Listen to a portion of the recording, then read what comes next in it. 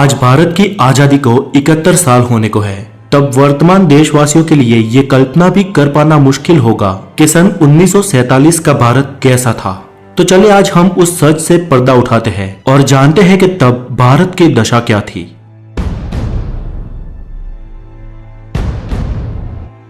साक्षरता की बात करें तो आजादी के वक्त पूरे अखंड भारत में सिर्फ 12% लोग ही पढ़ और लिख सकते थे।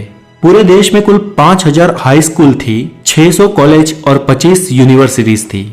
चले इसे थोड़ा सलीके से मुद्दे के मुताबिक समझते हैं। 1947 में भारतीय रेलवे 16 अप्रैल 1853 के दिन भारत में पहली बार मुंबई के बोरी बंदर से थाने के बीच 20 डब्बों वाली ट्रेन चली। इस सफर में महज 33 किलोमीटर के अंतर को काटने के लिए 3 स्टीम इंजन लगाए हुए थे। फिर भी सफर को तय करने में ट्रेन को पूरे 75 मिनट लगे।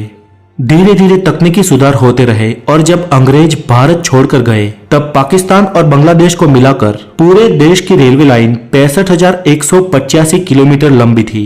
देश की पूरी रेल व्यवस्था देसी रजवाड़ों और प्राइवेट कंपनियों में बटी हुई थी, जिसे आजादी के तुरंत बाद भारतीय सरकार ने अपने कंट्रोल में लेना शुरू कर दिया। किराए की बात करें तो पाई से लेकर कुछ आने तक था। 1947 में बॉम्बे में कुल 204 ट्रेनें दौड़ती थी। बॉम्बे शहर की आबादी तब 16 लाख हुआ करती थी, पर उस वक्त बॉम्बे की सीमा सिर्फ अंधेरी तक ही थी। अंधेरी के बाद का इलाका जोगेश्वरी आउट ऑफ बॉम्बे में गिना जाता था। सन 1947 में भारतीय मोटर गाड़ी। सन 47 तक भारत में हिंदुस्तान मोटर्स और महिंद्रा एंड महिंद्रा जैसी गाड़ियों का जमाना आ चुका था।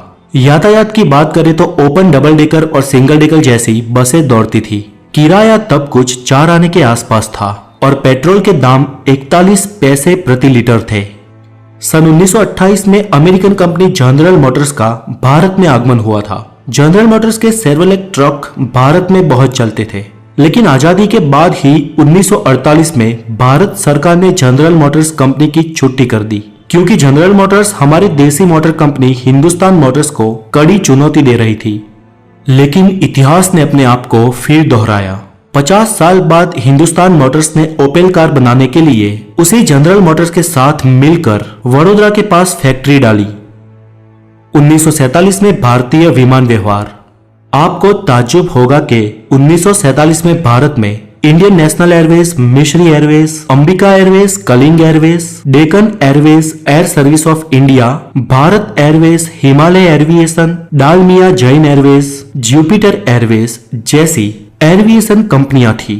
भारत देश में उस वक्त इतनी सारी विमान सेवाएं होने का कारण ये कि 1945 में द्वितीय विश्व युद्ध की समाप्ति के बाद अमेरिका ने अपने कई सारे हवाई जहाज बेच दिए थे।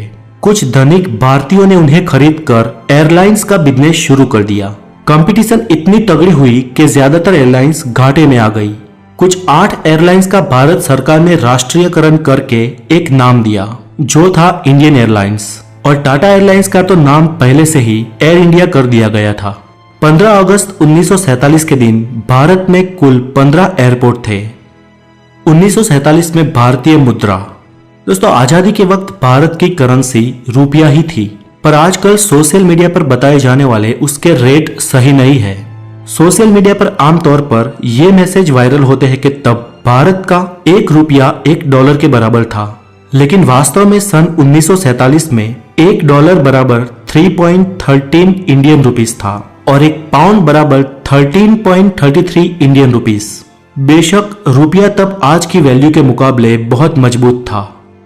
बंटवारे के दूसरे ही दिन पाकिस्तान के सामने ये प्रश्न था कि वो अपने देश में आर्थिक व्यवहार किस मुद्रा में करे, क्योंकि तब नोट छापने की 6 प्रिंटिंग मशीनें थी और 6 की 6 भारत की थी। इसलिए पाकिस्तान ने परमिशन लेकर भारत के ही नोट पर हुक्म पाकिस्तान लिखकर अपना काम चलाया। सन 1947 में चीजों के दाम। तब अच्छी क्वालिटी के 1 किलो चावल 26 पैसों में मिलते थे, शक्कर 57 पैसे किलो थी, केरोसिन 23 पैसे लीटर और 55 किलो सीमेंट सिर्फ 3 रुपए में मिलती थी। तब 1 तोला गोल्ड की कीमत 103 रुपए थी। वैसे गोल्ड की कीमत विश्व युद्ध से पहले 39 इंडियन रुपीस थी, लेकिन विश्व युद्ध के बाद उसे अचानक बढ़ा दिया गया। इसलिए ये कीमत उस वक्त के लोगों को बहुत अधिक लग रही थी, और लगती भी क्यों ना, तब लोगों की आय भी तो बहुत कम थी। उस वक्त भारतीयों की एवरेज इनकम सालाना, आई रिपीट सालाना 265 रुपए थी। इतनी कम इनकम होने के कारण ज्यादातर लोग महंगाई कम होने के बावजूद भी उतने मजे नहीं ले सकते थे और आज के दौर में हम अधिक महंगाई में भी मजे मार रहे हैं। टेक्नोलॉजी के क्षेत्र में वॉशिंग मशीन, मिक्सचर, घरेलू fridge, computer, mobile, internet, tape recorders जैसे 160 किस्म के जीवन जरूरी आविष्कार उस वक्त ना होने के कारण तब की जीवन शैली आज के दौर से बहुत निम्न थी। 1947 में भारतीय सिनेमा आजादी के साल ही भारतीय प्रोड्यूसर्स ने कुल 283 फिल्में बनाई थी और ऑन एवरेज एक फिल्म 1.5 लाख रुपए के खर्च से बनी थी। बंटवारे के बाद भारत में कुल थिएटर्स की संख्या 1384 थी, जबकि अलग हुए पाकिस्तान में कुल 117 थिएटर्स थे।